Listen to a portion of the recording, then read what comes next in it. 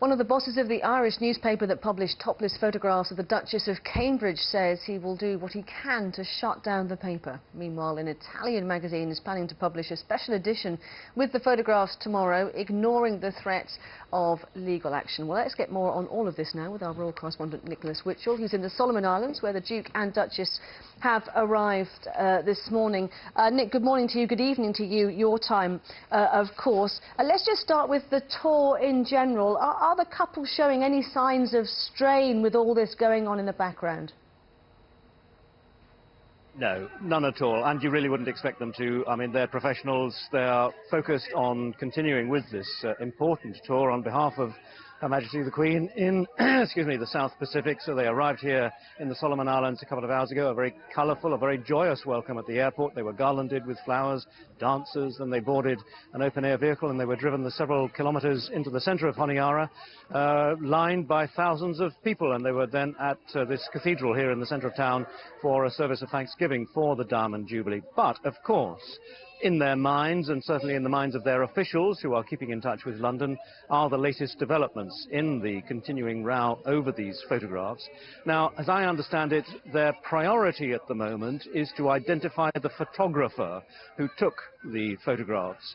That is something, of course, that will be left largely to the French authorities, but certainly St. James's Palace is in touch with them, I would imagine, through the British Embassy in Paris. They want to identify the photographer, and of course, if assuming that they do that, they then have the option of suing the photographer for breach of privacy, in addition to the action they're taking against the French magazine itself. Okay. Nicholas Witchell in the Solomon Islands, thank you very much indeed. Well, let us stay with this story now, because Richard Hillgrove used to work at Northern & Shell as the firm's advertising controller, and he joins me in the studio this morning. Very good morning to you. Thank you for joining us. What was your reaction when you heard the news that this Irish edition of the Daily Star was going to publish these pictures? I was equally in absolute disbelief, and I couldn't understand why that would have happened, and it's very clear that it's isolated to the editor, in my opinion, Mike O'Kane, who's acted alone. Circulation has been tight, if not slipping. The Irish Sun and the Daily Star in Ireland are very, very close indeed, and he's obviously thought, right, let's just pull this out and let's do it, completely out of touch with world sentiment.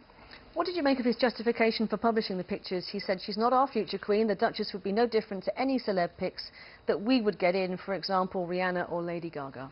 Well, I think no editor in the world would be so insensitive as to say that, hence why this is an issue for him personally. I mean, I think the idea of shutting down a national newspaper, an important one, you know, the third biggest selling in Republic of Ireland, is from, I'm a PR now, so I'm ex-advertising now, PR, from a PR perspective, Richard Desmond's right to act so ferociously as a co-owner, but more realistically, I think they will probably ask for the resignation of Mike O'Kane, who seems to have gone completely rogue.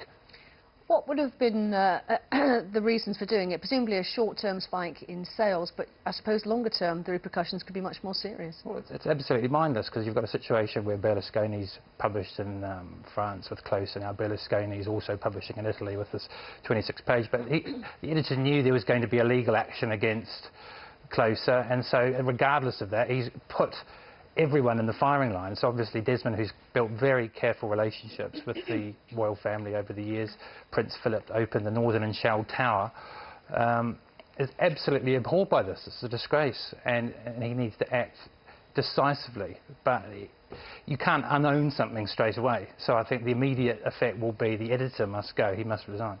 Are you surprised as well, given that we're in the Leveson era at the moment, that the decision has been made to sort of break ranks with the majority of papers?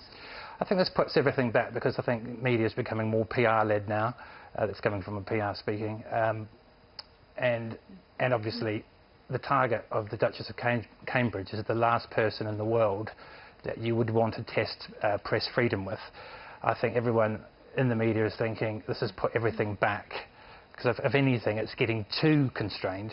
There's too much control on the press, and now this has completely put everything back to the start again. I've seen some commentators speaking about this issue in the last 48 hours, have made comparisons, drawn comparisons with the photos of Prince Harry. But a lot of people, again, have made the distinction, look, Harry's personality and social life is one thing. This was a very private holiday in a private residence, so away from prying eyes, as it were. Do you share that view? I think it's absolutely coincidence that these two things have come so close together, and clearly Prince Harry's persona is that, you know, he's a character, and he can get away with it. And like you say, it was semi-public what he did anyway. He's in Vegas and he's having some fun. The Duchess of Cambridge is in a private environment, what she thought to be a secluded area with her loved ones, and there's a long lens taken, and it's a complete breach of privacy. But the most appalling thing is that someone, without telling management, without letting anyone know, in Ireland, has so stupidly gone and done this, because it puts, you know, puts the actual paper in line for legal action. Because if the royals are making a stand and suing the French public, well, Berlusconi, the French magazine, equally they could sue the Irish Daily Star. Okay. Interesting thoughts. Thank you very much for joining us, Thank Richard you. Hillgrove. Thank you. Now, the US State Department has ordered non-essential staff and American citizens to leave Tunisia and Sudan. This follows the latest round of protests across the Muslim world, apparently triggered by the appearance on the internet of an anti-Islamic